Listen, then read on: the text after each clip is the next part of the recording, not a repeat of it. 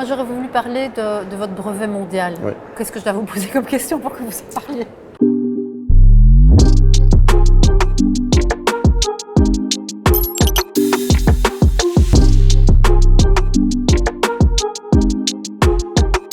Bonjour, Monsieur Certain. Bonjour.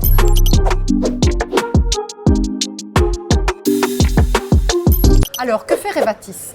Revatis, en fait, c'est une spin-off de l'Université de Liège qui développe un brevet qui a démarré dans nos laboratoires de recherche à l'université, qui est une technique innovante pour obtenir des cellules souches. C'est quoi des cellules souches? Ce sont des cellules qui ont des capacités de régénérer les organes. Comment est-ce que Revatis va contribuer au développement économique? Il y a des aides à la recherche et ces recherches se font dans l'université. Donc on a des chercheurs, des PhD qui sont financés par les activités, je dirais, privées de Revatis. Donc on a déjà l'équivalent de 6 équivalents temps plein. Donc on espère bien augmenter en fonction de la croissance de la société les membres du personnel. Et c'est généralement des personnes de haut niveau, des techniciens spécialisés en biotechnologie ou bien des scientifiques, biologistes, médecins, vétérinaires, si possible qui ont un PhD, pour comprendre non seulement la recherche, mais aussi les transferts vers les applications cliniques futures. Et donc cet écosystème finalement est très vivace.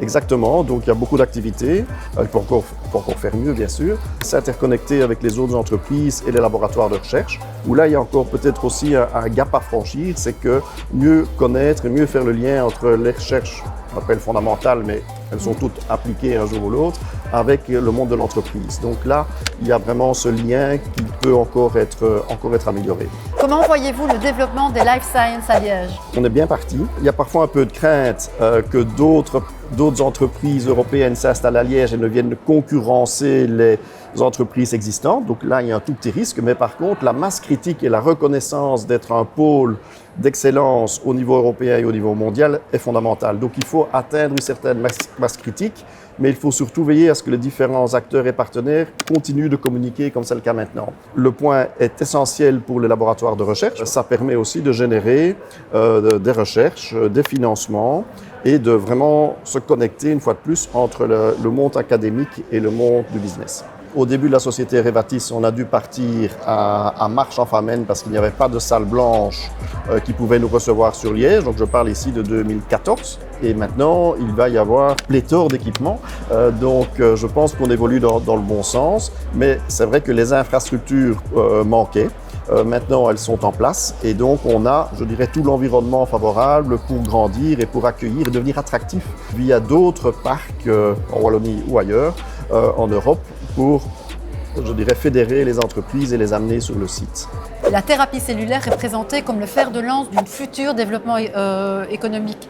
Est-ce que vous êtes d'accord avec ça?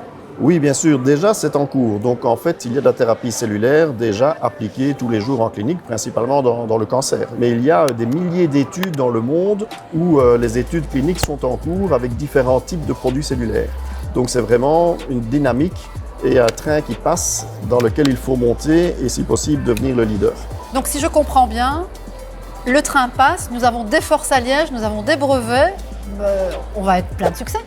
Mais voilà, bien sûr, plus l'infrastructure locale et les connexions seront importantes, plus les investisseurs, pas seulement wallons, mais étrangers, viendront contribuer à l'essor futur de la région. Donc là aussi, il y a une réflexion à se poser, comment avoir des investisseurs étrangers, mais que la technologie reste présente. Et il y a quelques déjà beaux exemples, je crois, dans la région, mais on doit être vigilant à ce point-là.